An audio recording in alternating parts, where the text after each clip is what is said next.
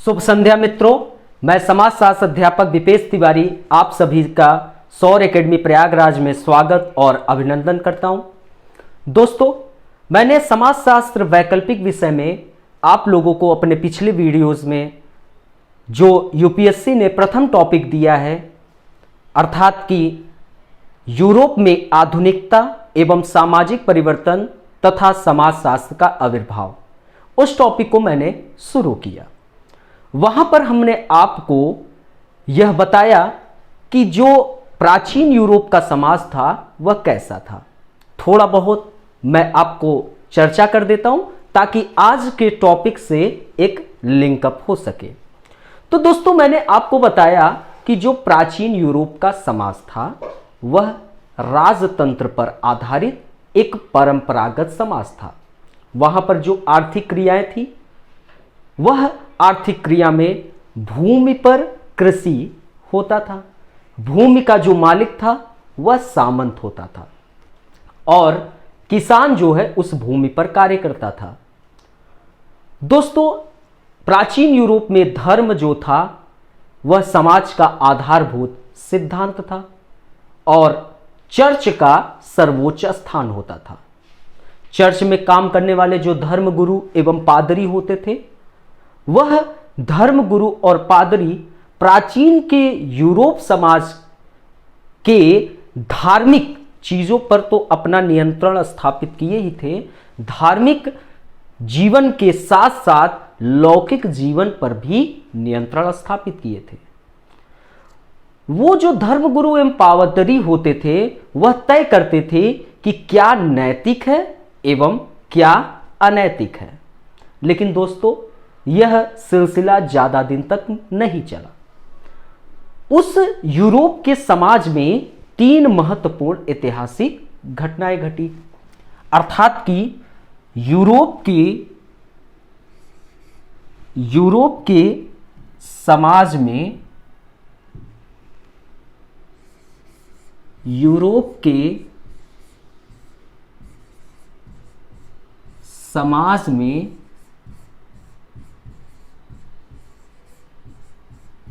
तीन महत्वपूर्ण ऐतिहासिक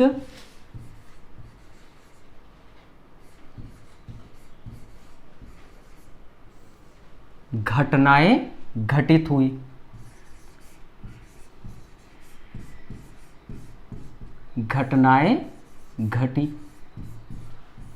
तो दोस्तों, वह जो तीन महत्वपूर्ण ऐतिहासिक घटनाएं थी उसमें एक आपका पुनर्जागरण,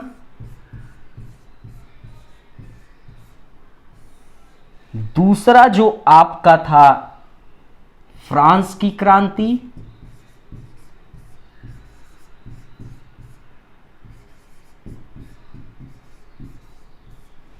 तीसरा जो था वह नाम था आपका औद्योगिक क्रांति।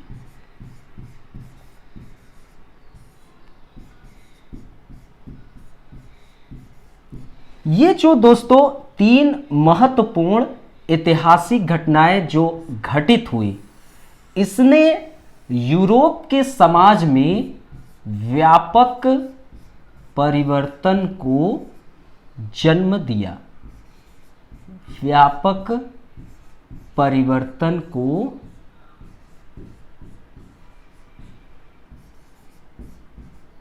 जन्म दिया। और दोस्तों, ये जो तीनों घटनाएं घटित हुई, इसने समाजशास्त्र के उद्भव की एक सामाजिक पृष्ठभूमि भी तैयार की। अर्थात कि समाजशास्त्र के उद्भव की समाज शास्त्र के उद्भव की सामाजिक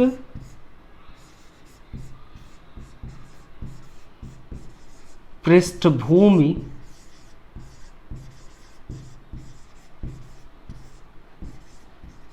तैयार करने में यह 3 महत्वपूर्ण ऐतिहासिक घटनाएं जो है सहायता प्रदान की। अब दोस्तों यहां पर जो औद्योगिक क्रांति है, ये औद्योगिक क्रांति जो थी यह सबसे महत्वपूर्ण घटना थी। इसी कारण कभी कभी समाज शास्त्र को औद्योगिक क्रांति का उप उत्पाद भी कहते हैं। औद्योगिक क्रांति को समाज शास्त्र का, ये जो औद्योगिक क्रांति है इसको कभी कभी समाज शास्त्र का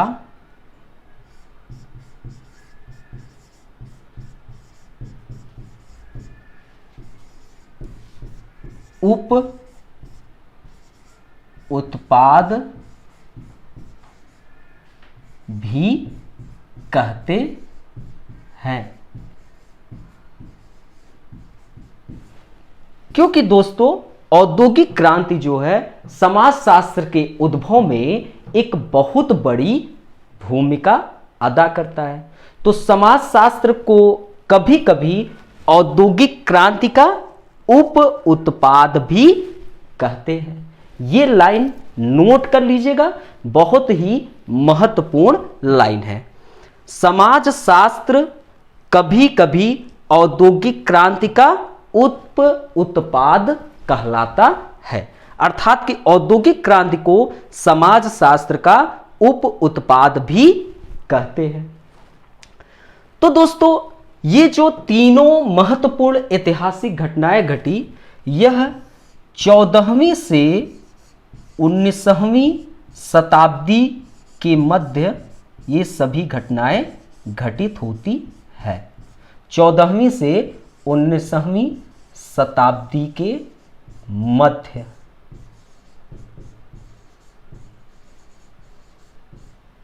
अब दोस्तों आगे की जो चर्चा में आएगा, अब हम लोग चर्चा करेंगे पुनर्जागरण, फिर उसके बाद फ्रांस की क्रांति और फिर उसके बाद औद्योगिक क्रांति। अगर आप लोगों को नोट करना हो तो जल्दी से नोट कर लीजिए, या स्क्रीनशॉट लेना हो तो डायरेक्ट ले लीजिए। ठीक है, तो अब हम आगे चलते हैं पुनर्जागरण की ओर।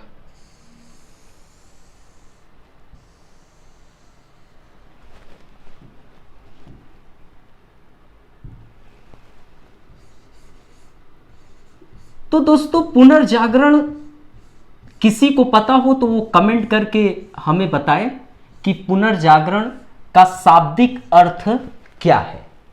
अगर किसी को भी पता हो तो वह कमेंट करके जरूर बताएं। दोस्तों पुनर्जागरण का अगर शाब्दिक अर्थ में जाएंगे तो पुनर्जागरण का शाब्दिक अर्थ है फिर से जागना।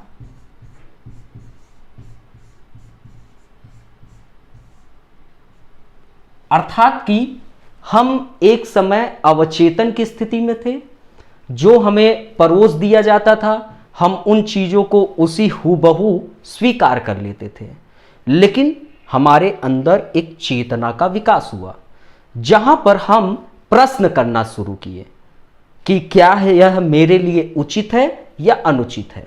तो अर्थात कि हम पुनर्जागरण को एक शब्दों में कहें तो फिर से जागना। दोस्तों पुनर्जागरण वास्तव में एक घटना नहीं थी। ये जो पुनर्जागरण है यह वास्तव में एक घटना नहीं थी, अपितु यह एक दौर के रूप में देखा जा सकता है।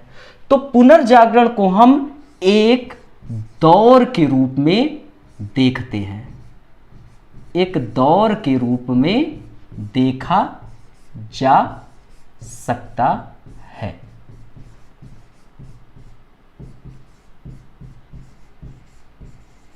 देखा जा सकता है। दोस्तों फ्रांस की क्रांति एवं औद्योगिक क्रांति के पहले यूरोप में पुनर्जागरण होता है और ये दोस्तों लगभग 14वीं से 19वीं शताब्दी के मध्य घटित होती है। तो जो वाणिज्यिक क्रांति एवं वैज्ञानिक क्रांति का काल था, वाणिज्यिक क्रांति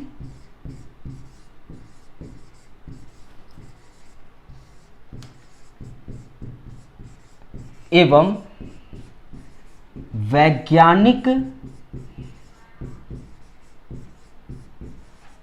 क्रांति का जो काल था वह हम पुनर्जागरण के काल के नाम से जानते हैं। पुनर्जागरण के काल के नाम से जानते हैं। जो वाणिज्यिक क्रांति एवं वैज्ञानिक क्रांति का काल था उसी को हम पुनर्जागरण का काल या पुनर्जागरण के युग के नाम से जानते हैं।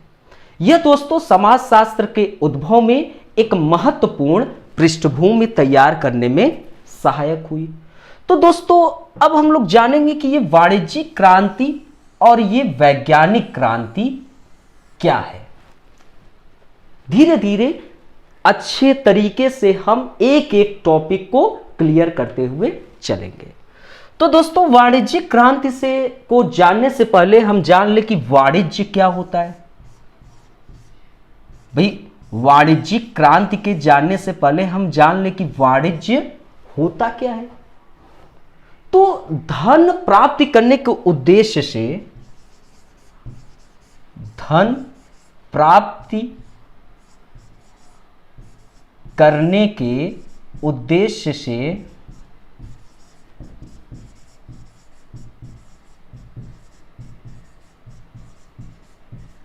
वस्तुओं का क्रय विक्रय,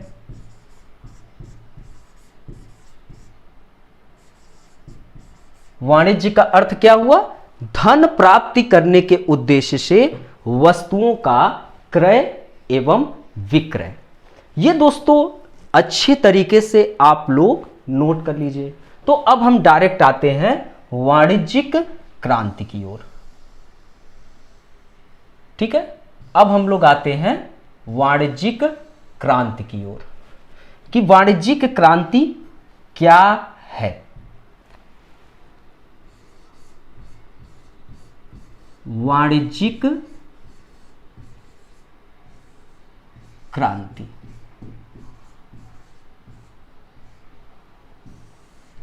ठीक है। तो हम लोग यह जाने कि वाणिज्यिक का अर्थ जो है वह धन प्राप्ति करने के उद्देश्य से वस्तुओं का क्रय विक्रय, अर्थात कि हम यह कहें कि जो वस्तुएं उत्पादित हो रही हैं, अब वस्तुओं का उत्पादन हो रहा है तो जाहिर सी बात है कि उन वस्तुओं को हम उपभोक्ता तक क्या करेंगे? विनिमय करेंगे। भाई वही चीज तो करेंगे ना, विनिमय, आदान प्रदान करेंगे। तो दोस्तों ये वाणिज्य का आपका अर्थ हुआ। तो ये जो वाणिज्यिक क्रांति का संबंध है उसके लिए सन क्या है यह भी जानना अत्यंत आवश्यक है। तो 1450 से 1450 ईस्वी से लगभग 1800 के मध्य जो घटनाक्रम है वह आपका वाणिज्यिक क्रांति से संबंध रखता है। अब दोस्तों जो मध्यकालीन यूरोप था, ये आपका वाणिज्यिक क्रांति के बाद यूरोप का समाज क्या हो गया? आधुनिक हो गया। लेकिन जो मध्यकालीन यूरोप था वहां की जो अर्थव्यवस्था थी उसमें विकास की जो संभावनाएं थी वो बहुत कम एवं सीमित मात्रा में थी। तो मध्यकालीन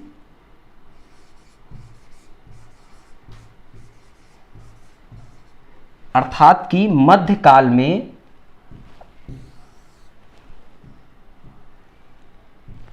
मध्य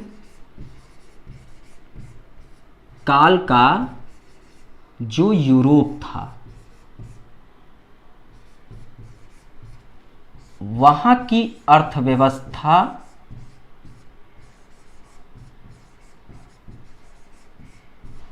अर्थव्यवस्था में विकास की संभावनाएं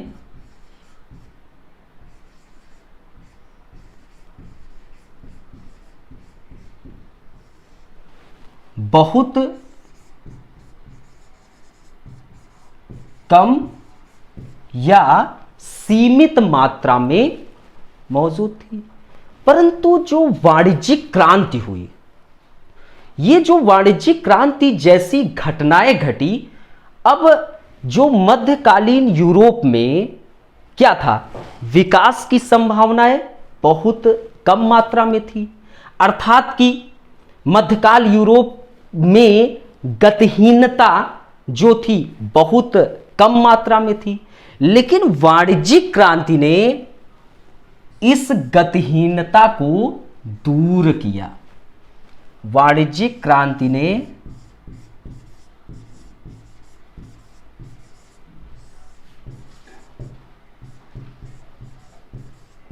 जो विकास की संभावनाएं मध्यकालीन यूरोप में बहुत कम मात्रा में थी, एक अर्थव्यवस्था जड़ अर्थव्यवस्था के रूप में थी, तो वाणिज्यिक क्रांति ने ऐसी गतिहीनता को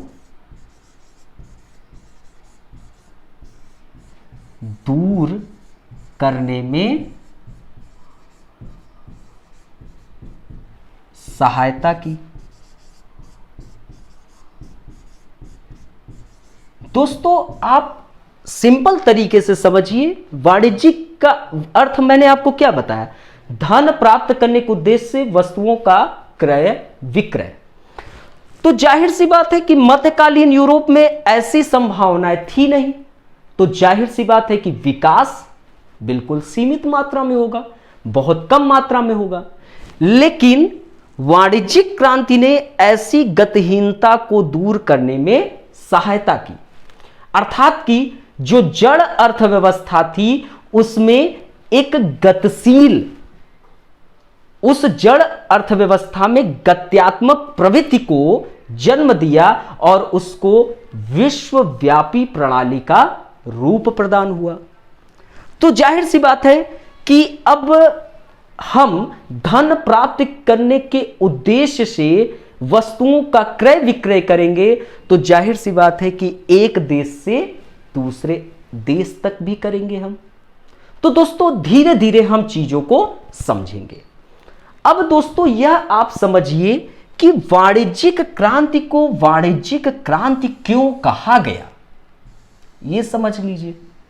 वाणिज्यिक क्रांति को वाणिज्यिक क्रांति क्यों कहा गया?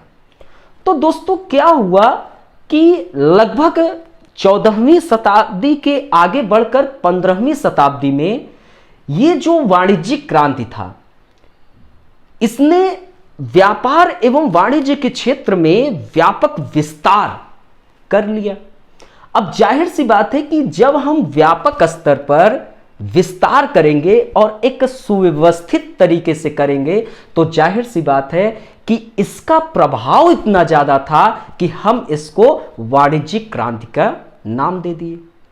अब ये दोस्तों, जो वास्तव में व्यापार एवं वाणिज्यिक का विस्तार था, उसमें यूरोपीय देशों ने अपनी आर्थिक एवं राजनीतिक सत्ता को बढ़ाने के उद्देश्य से किया। तो वास्तव में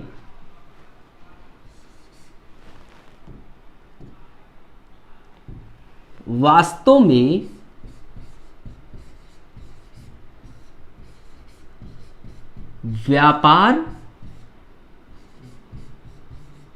एवं वाणिज्य का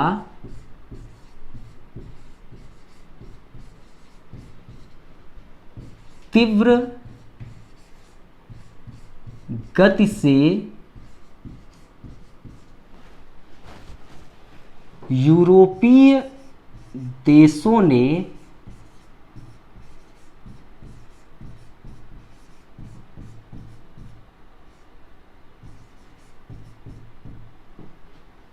विस्तार किया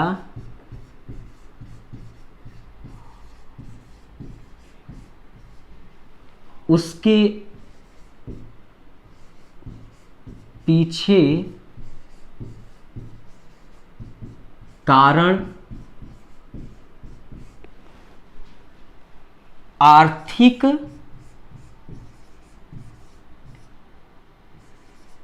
एवं राजनीतिक सत्ता को, आर्थिक एवं राजनीतिक सत्ता को वास्तव में व्यापार एवं वाणिज्य का जो तीव्र गति से क्या हो रहा है, विस्तार हो रहा है, व्यापक स्तर पर इसका प्रसार हो रहा है, तो उसके पीछे जो यूरोपीय देश थे वो आर्थिक एवं राजनीतिक सत्ता को क्या करना चाहते थे, बढ़ाना चाहते थे एवं इसको सुदृढ़ करना चाहते थे, बढ़ाना एवं सुदृढ़।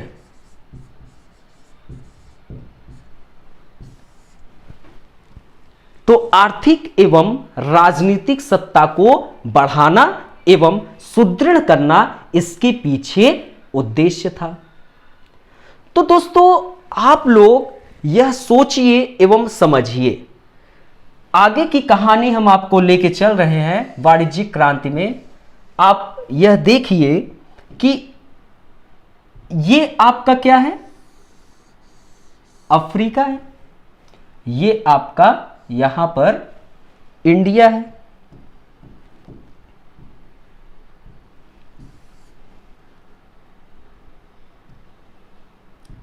यहां पर आपका इंडिया है और ये आपका यूरोप हो गया। ठीक है, ये आपका यूरोप हो गया। अब पुर्तगाल, हाईलैंड, स्पेन, ये तमाम जो कंट्री थे, इंग्लैंड, ये जो तमाम कंट्री थे, इन्होंने धीरे धीरे नए देशों की खोज प्रारंभ की थी। अब आप लोग जैसे देखा कि पुर्तगाली यहां पर यहां से चलते हुए वो केप ऑफ गुड होप आते हैं और फिर उसके बाद यहां से वास्को डी गामा जो पहुंचता है तो भारत की खोज होती है। तो दोस्तों पुर्तगाल, स्पेन, हाईलैंड और इंग्लैंड जैसे देशों ने क्या किया, एक प्रयास किया, किस चीज के लिए, नए देशों की खोज के लिए। तो दोस्तों आपके पुर्तगाल, हाईलैंड, स्पेन और इंग्लैंड ने धीरे धीरे पूर्वी देशों के साथ संपर्क बढ़ाने की कोशिश की। अब जाहिर सी बात है कि पूर्वी देशों के साथ ये संपर्क बढ़ाएंगे तो उसके पीछे उद्देश्य क्या होगा, व्यापार एवं वाणिज्य ही तो बढ़ाना चाहेंगे। तो आप लोग देखिए जो भी पुर्तगाली लोग थे भारत में आते थे, भारत, चीन जैसे पूर्वी देशों के साथ व्यापार करते थे और उन सामानों को अपने देश में लेके जाते थे और वहां पर उनको उन वस्तुओं का उस देश के मुकाबले में ज्यादा मूल्य प्राप्त होती थी। तो मैंने वाणिज्य का अर्थ क्या बताया था, धन प्राप्ति के उद्देश्य वस्तुओं का क्रय विक्रय। तो दोस्तों पुर्तगाल, स्पेन, हाईलैंड, इंग्लैंड जैसे देशों ने एक प्रयास किया और उस प्रयास में उन्होंने नए देशों की खोज संभव की। फिर ये जो यूरोपीय देशों ने जो देशों की खोज की, अब उन देशों के साथ ये व्यापार प्रारंभ किए। तो इसमें इन्होंने जो पूर्वी देश थे जैसे भारत, चीन, इन्होंने विजय प्राप्त की और यहां पर इन्होंने अपने व्यापार एवं वाणिज्य को और ज्यादा बढ़ावा दिया। तो दोस्तों इस आधार में व्यापार एवं वाणिज्य का बहुत तीव्र गति से विस्तार इन यूरोपीय कंट्री के लोगों ने करना प्रारंभ किया। इसके कारण यूरोप के समाज में कई प्रकार के सामाजिक एवं आर्थिक परिवर्तन उत्पन्न हुए और दोस्तों इस वाणिज्यिक क्रांति की सबसे महत्वपूर्ण अगर विशेषता देखा जाए तो यहां पर मध्यम वर्ग का जन्म होता दिखाई देता है। तो दोस्तों ये वाणिज्यिक क्रांति की आपकी एक कहानी थी। अब दोस्तों वाणिज्यिक क्रांति के बाद हम आते हैं वैज्ञानिक क्रांति की ओर।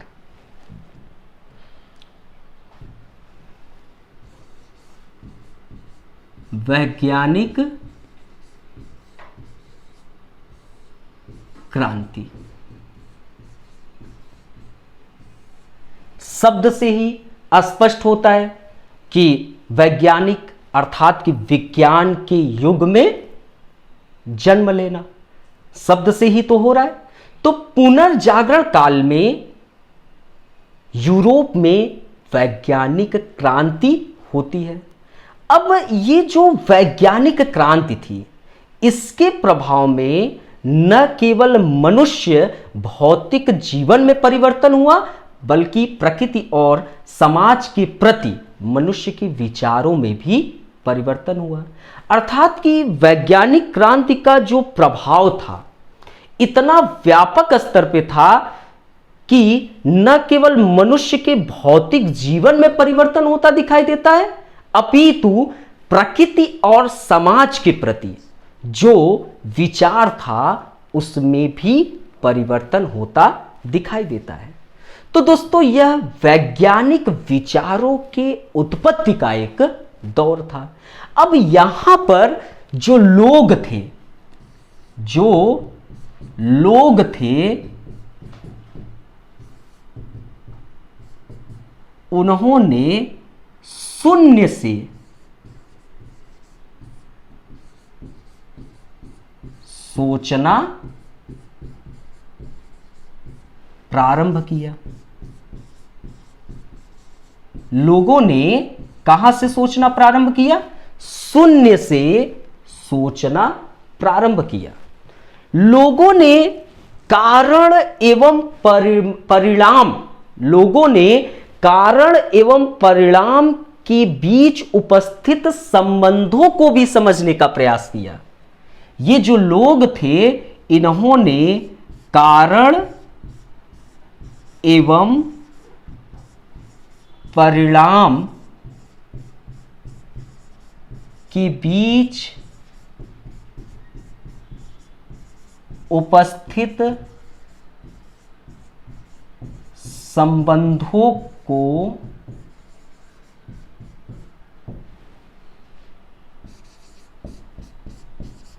समझने का प्रयास किया। तो दोस्तों आप लोगों को मैंने क्या बताया? पुनर्जागरण काल में यूरोप में वैज्ञानिक क्रांति हुई। इस वैज्ञानिक क्रांति के प्रभाव में न केवल मनुष्य के भौतिक जीवन में परिवर्तन हुआ बल्कि यूरोप के जो समाज था और जो प्रकृति थी, प्रकृति और समाज के प्रति मनुष्य के विचारों में भी बदलाव होता दिखाई देता है। यह वैज्ञानिक विचारों के उत्पत्ति का दौर था। यहां पर लोगों ने शून्य से सोचना प्रारंभ किया और कारण एवं परिणाम के बीच उपस्थित संबंधों को भी समझने का प्रयास किया। अब धीरे धीरे जो यूरोप का समाज है वो क्या होगा? तार्किक होगा कि नहीं? आप लोग बताएं कमेंट करके। अब धीरे धीरे यूरोप के समाज में तार्किकता जन्म लेगी कि नहीं? तो धीरे धीरे यूरोप के समाज में तार्किकता जो है जन्म लेता दिखाई देता है।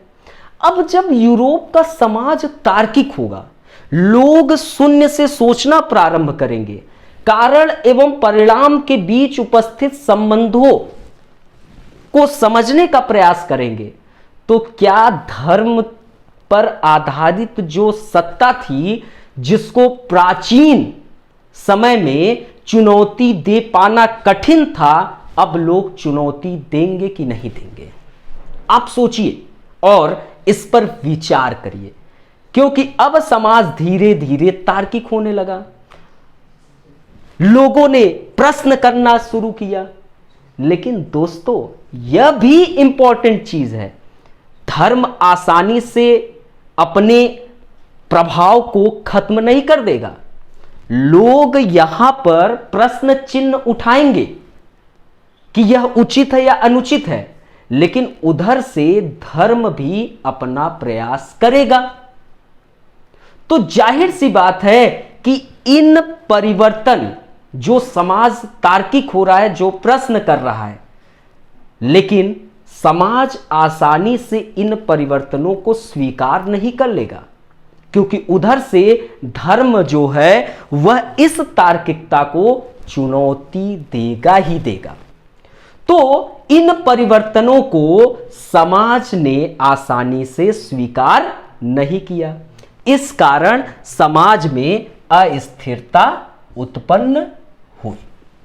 तो दोस्तों, यह वैज्ञानिक क्रांति का एक दौर था। दोस्तों, अगर हम यहां पर एक एग्जाम्पल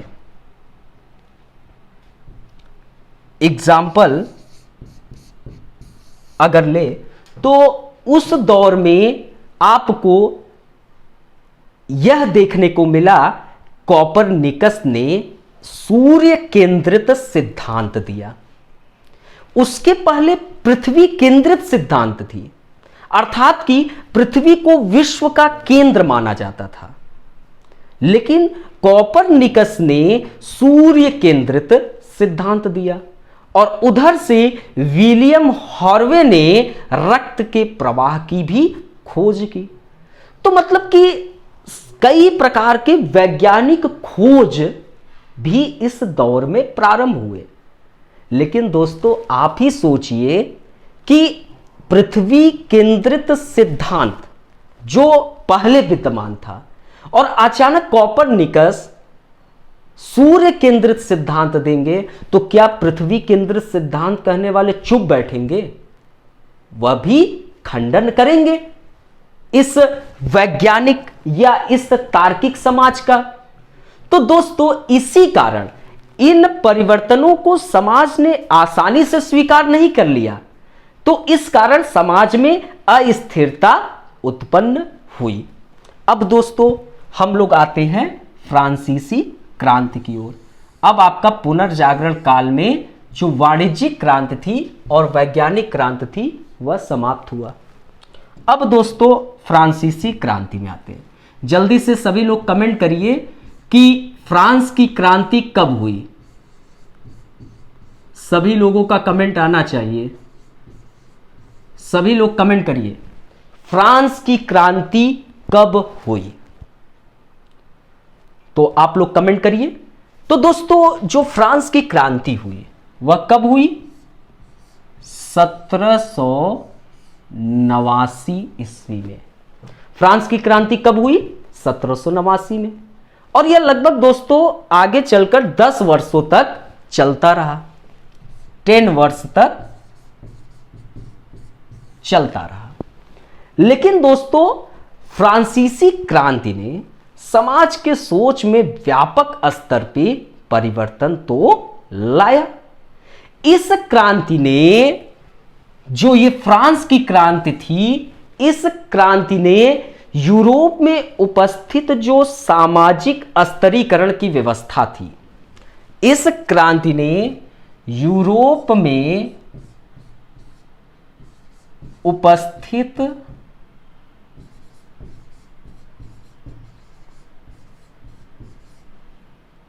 सामाजिक स्तरीकरण की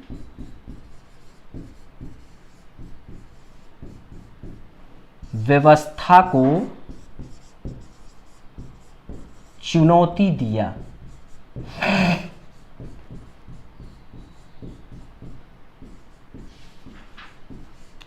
अब दोस्तों, यहां पर आपको एक सामाजिक स्तरीकरण शब्द मिलता हुआ दिखाई देता है।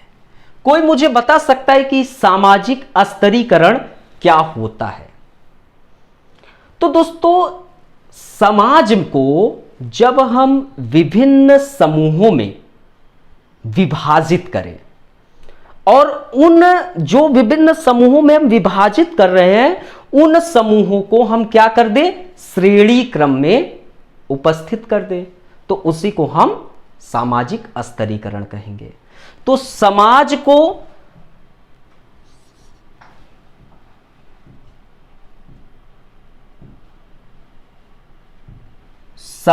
को विभिन्न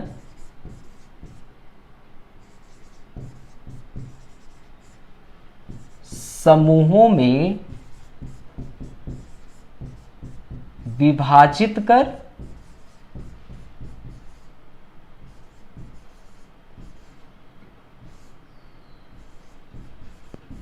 श्रेणी क्रम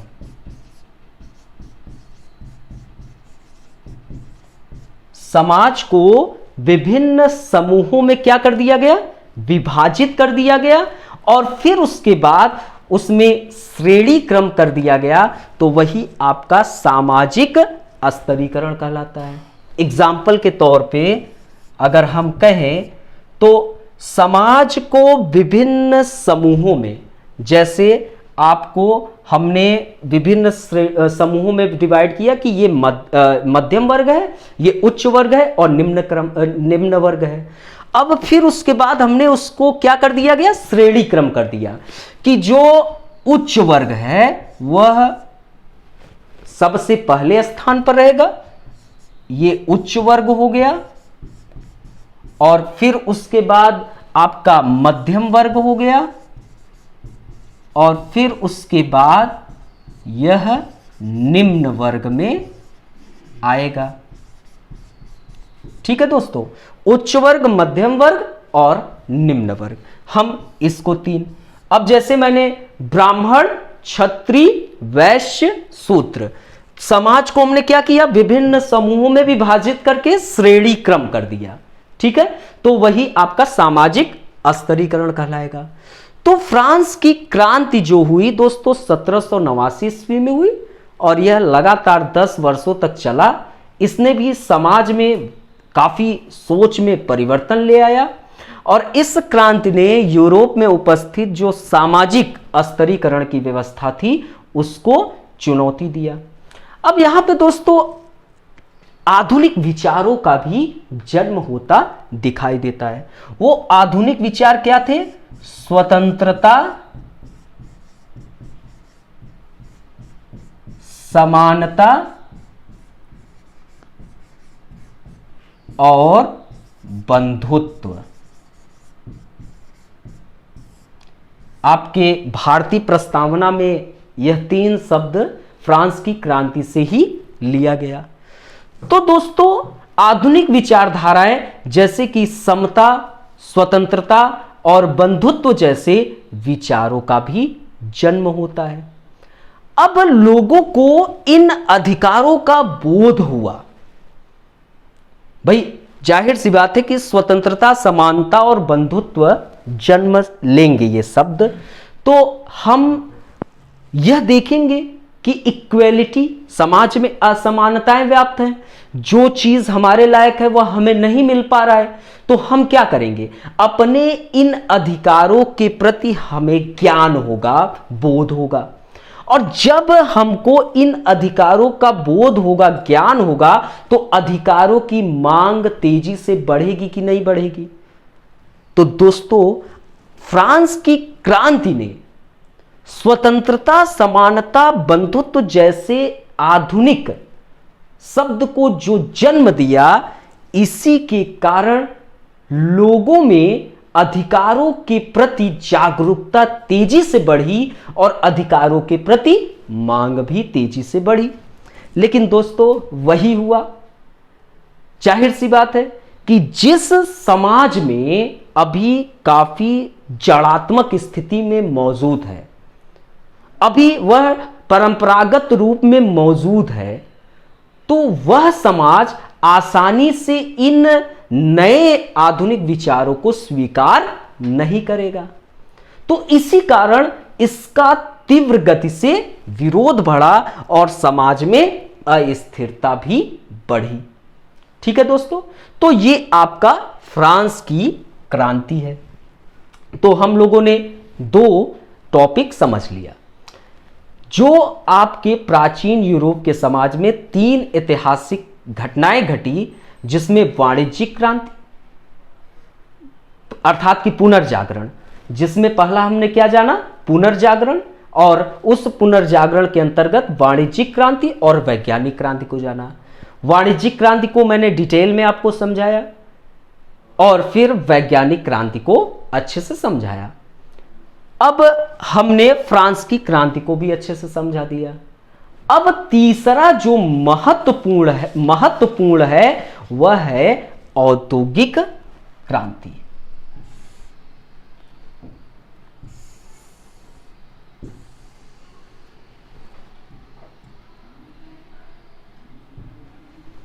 औद्योगिक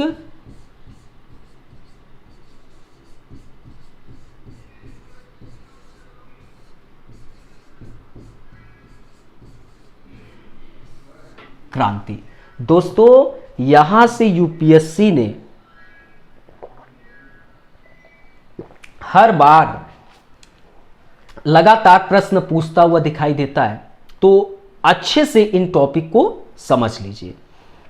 तो दोस्तों औद्योगिक क्रांति अगर देखा जाए तो 1760 के आसपास कहां पर प्रारंभ होता है, कमेंट करिए सभी लोग।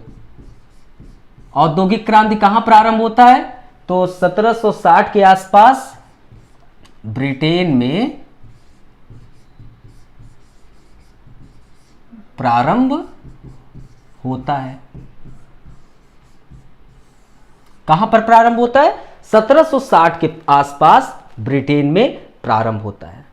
यह जो औद्योगिक क्रांति है यह तीव्र गति से औद्योगिकरण की प्रक्रिया को संबोधित करेगा। यह तीव्र गति से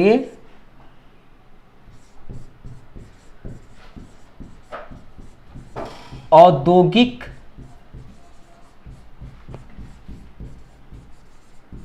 करण की प्रक्रिया को संबोधित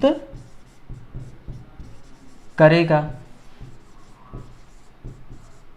अब दोस्तों जाहिर सी बात है कि जहां पर औद्योगिकीकरण होगा तो जाहिर सी बात है कि यांत्रिक अर्थात कि मशीनों का ज्यादा से ज्यादा प्रयोग होगा और अशारीरिक ऊर्जा के प्रयोग से होने वाले, अगर हम यांत्रिक का ज्यादा प्रयोग करेंगे तो अशारीरिक ऊर्जा का प्रयोग होगा। अर्थात कि जो श्रमिक होंगे, जो श्रमिक अपने शारीरिक ऊर्जा के माध्यम से श्रम करते हैं, उनका प्रभाव कम होगा और अशारीरिक ऊर्जा का प्रभाव ज्यादा से ज्यादा होगा। और इसके पीछे कारण क्या होंगे, क्योंकि मशीनें जो हैं उसका स्थान ले लेंगे। तो औद्योगिकरण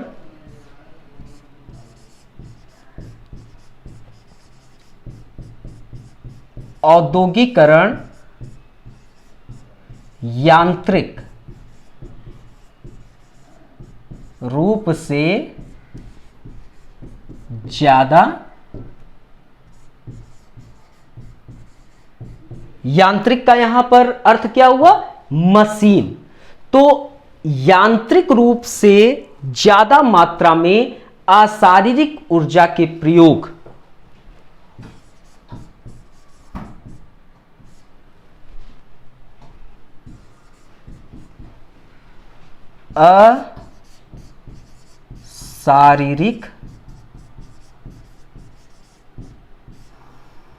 अशारीरिक ऊर्जा के प्रयोग। तो दोस्तों औद्योगिकरण में क्या होगा, यांत्रिक रूप से ज्यादा मात्रा में अशारीरिक ऊर्जा के प्रयोग से होने वाले उत्पादन की प्रक्रिया को संबोधित करेगा। तो अशारीरिक ऊर्जा के प्रयोग से होने वाले उत्पादन को संबोधित करेगा।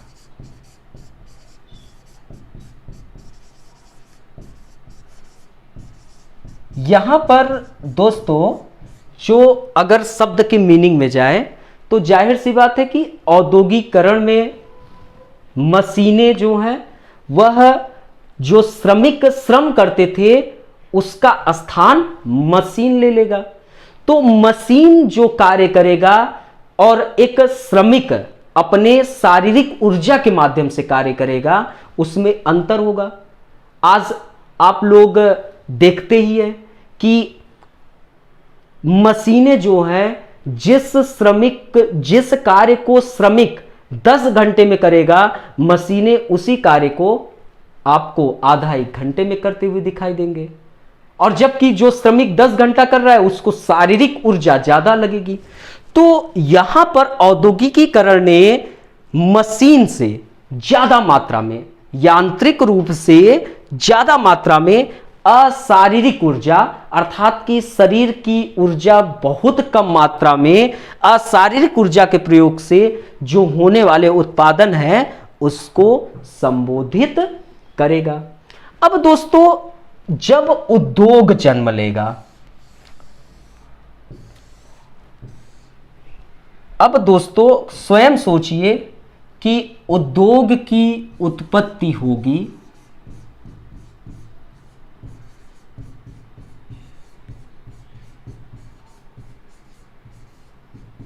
उद्योग की उत्पत्ति पे आप अगर विचार करो कि उद्योग की उत्पत्ति होगी तो नगर जो है जन्म लेगा ही लेगा। और ये जो नगर जन्म लिया है, ये नगर उत्पादन का केंद्र बनेगा कि नहीं बनेगा? उत्पादन के केंद्र बनेंगे कि नहीं बनेंगे? तो दोस्तों बनेंगे। तो उद्योगों की उत्पत्ति ने नगरों को जन्म दिया और धीरे धीरे ये नगर उत्पादन के केंद्र बन गए। लेकिन दोस्तों ये जो उत्पादन के केंद्र नगर बन रहे हैं, इन केंद्र के बनने के कारण ग्रामीण अर्थव्यवस्था पर इसका प्रतिकूल प्रभाव पड़ेगा। आप ही सोचिए, ग्रामीण अर्थव्यवस्था पर इसका प्रतिकूल प्रभाव पड़ेगा कि नहीं पड़ेगा? पड़ेगा। परंतु ग्रामीण अर्थव्यवस्था पर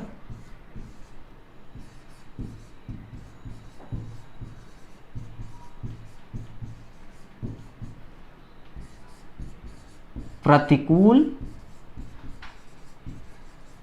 प्रभाव डाला। तो दोस्तों उद्योगों की उत्पत्ति ने नगर को जन्म दिया। अब ये धीरे धीरे नगर उत्पादन के केंद्र बने, परंतु इसने ग्रामीण अर्थव्यवस्था पर एक प्रतिकूल प्रभाव डाला। अब जब ग्रामीण अर्थव्यवस्था पर प्रतिकूल प्रभाव डालेगा, मतलब कि नगर अब धीरे धीरे विकसित होंगे, उसकी तुलना में ग्रामीण जो है कमजोर होगा।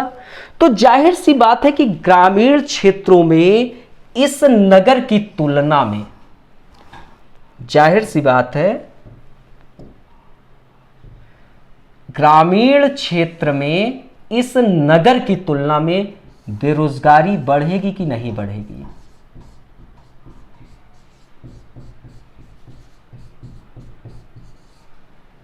तो नगर की तुलना में ग्रामीण क्षेत्र में क्या हुआ?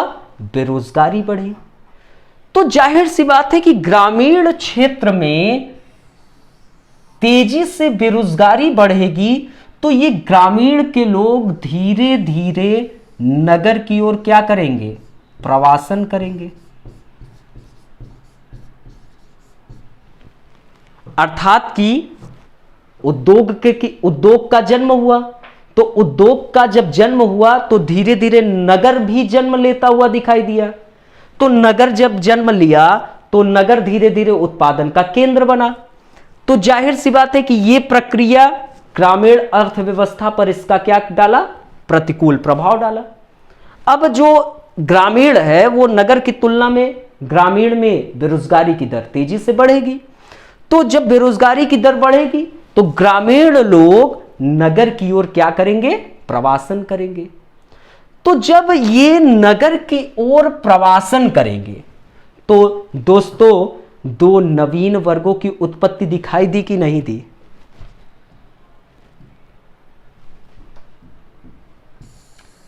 तो दोस्तों नगरों में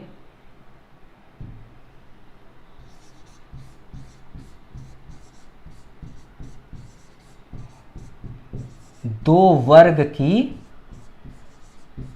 उत्पत्ति होती है। एक आपका पूंजीपति वर्ग और एक आपका श्रमिक वर्ग।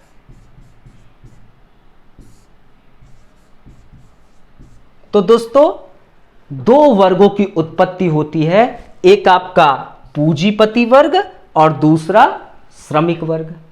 अब जो पूंजीपति है वह उद्योगों पर अपना क्या करे रखेगा, स्वामित्व बनाए रखेगा। पूंजीपति उद्योगों पर स्वामित्व बनाए रखेगा। उद्योगों पर स्वामित्व किसका होगा, पूंजीपति वर्ग का होगा। लेकिन जो श्रमिक वर्ग है वो मात्र किस पर नियंत्रण रखेंगे, सिर्फ अपने श्रम पर नियंत्रण रखेंगे।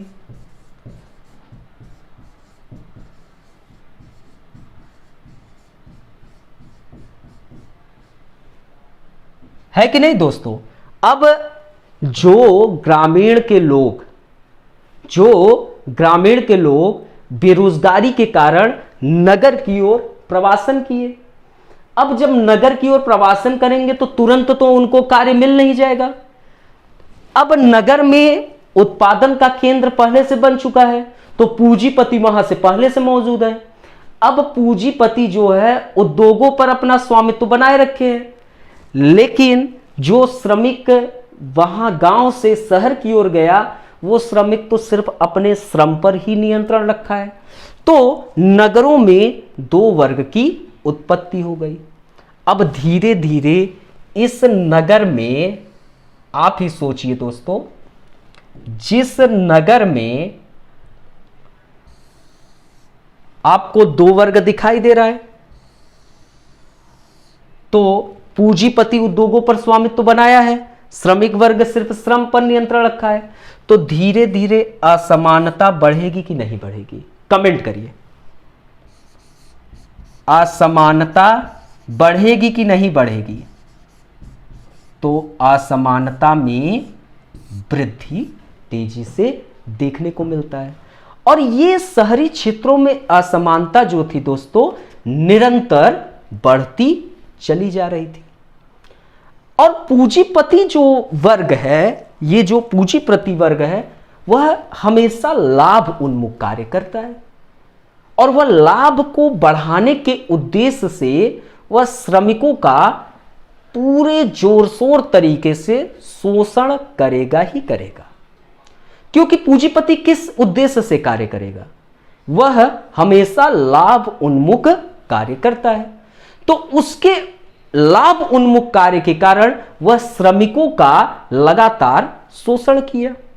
अब श्रमिक वर्ग में जब श्रमिक वर्ग का शोषण होगा, जब श्रमिक वर्ग को 8 घंटे के परिश्रम के बावजूद भी उसको उस 8 घंटे का पारिश्रमिक नहीं मिलेगा, तो धीरे धीरे इसमें गरीबी, भूखमरी, बंधन इत्यादि जो है तेजी से बढ़ता हुआ चला जाएगा। अब जाहिर सी बात है कि इसने एक विरोधाभास को जन्म दिया। इसने एक विरोधाभास को जन्म दिया कि एक पूंजीपति वर्ग बहुत ज्यादा समृद्ध होता जा रहा है और एक श्रमिक वर्ग वह लगातार निरंतर गरीब से गरीब और गरीब होता जा रहा है। तो दोस्तों यह एक विरोधाभास जन्म हो गया ले लिया। तो इस काल में जो बुद्धिजीवी थे वह यह सोचना प्रारंभ कर दिए कि ये परिवर्तन क्यों उत्पन्न हो रहे हैं। भाई अब समाजशास्त्री यह देख रहे हैं कि एक पूंजीपति वर्ग बहुत ज्यादा समृद्ध होता जा रहा है, एक श्रमिक वर्ग निरंतर गरीब होता जा रहा है। तो बुद्धिजीवी यह सोचेंगे, यह समझेंगे कि ऐसे परिवर्तन क्यों उत्पन्न हो रहे हैं। उन्होंने यह भी सोचा कि यदि ये परिवर्तन हो रहे हैं तो इनका वांछनीय परिणाम प्राप्त न होने के प्रमुख कारण क्या है। मतलब कि उन्होंने यह भी सोचा कि यदि यह परिवर्तन हो रहे हैं तब इनका जो वांछनीय परिणाम है वह प्राप्त न होने के पीछे प्रमुख कारण क्या है। इन रहस्यों को सुलझाने के उद्देश्य से यह तय किया गया कि समाज का अध्ययन किस तरीके से हो, व्यवस्थित तरीके से हो। ये जो असमानता व्याप्त है, इस असमानता के पीछे वास्तविक कारण है क्या। इन वास्तविक कारण को जानने के लिए समाजशास्त्र का व्यवस्थित अध्ययन होने की आवश्यकता है। तो दोस्तों एक विषय के रूप में समाजशास्त्र का उद्भव जो हुआ वह इसी उद्देश्य के कारण हुआ। इसी कारण हम आपको पहले ही बताएं कि औद्योगिक क्रांति को कभी कभी समाजशास्त्र का उप उत्पाद कहा जाता है, क्योंकि औद्योगिक क्रांति के ही तो कारण क्या हुआ, आपको दो वर्ग की उत्पत्ति होती दिखाई दी। एक पूंजीपति वर्ग जो बहुत समृद्ध होता गया, एक श्रमिक वर्ग जो निरंतर कमजोर होता गया। और यहीं पर समाजशास्त्रियों को और जो बुद्धिजीवी थे उनको यह आवश्यकता महसूस हुई कि समाजशास्त्र का व्यवस्थित अध्ययन होना आवश्यक है। तो दोस्तों ये जो आपका यूरोप में आधुनिकता एवं सामाजिक परिवर्तन तथा समाजशास्त्र का उद्भव, ये टॉपिक अब यहीं पर समाप्त होता है। दोस्तों इस टॉपिक का जो भी नोट्स आपको लेना हो तो आप मुझे व्हाट्सएप जरूर कर दीजिए। ये व्हाट्सएप नंबर है 9198120630। ये व्हाट्सएप नंबर है। और जिन लोगों को एडमिशन लेना हो तो वह मुझे 8957134334 या 80402005 पर कॉल कर सकते हैं। ठीक है दोस्तों, तो आप के पास ये एक व्हाट्सएप नंबर है और 2 कॉल के लिए नंबर है। कोई भी समस्या हो तो उन समस्याओं को जानने के लिए भी आप हमें कॉल कर सकते हैं। और कोई भी टॉपिक में परेशानी होगी तो उसके लिए आप कमेंट करना, उन समस्याओं का समाधान आपका कर दिया जाएगा। तो दोस्तों जो यूरोप में 3 महत्वपूर्ण ऐतिहासिक घटनाएं थी, उसने समाजशास्त्र के उद्भव में बहुत बड़ा योगदान दिया। पुनर्जागरण, आपका दूसरा फ्रांस की क्रांति, तीसरा औद्योगिक क्रांति। ठीक है दोस्तों, फिर हम मिलते हैं अपने अगले नए टॉपिक के साथ। तब तक के लिए धन्यवाद।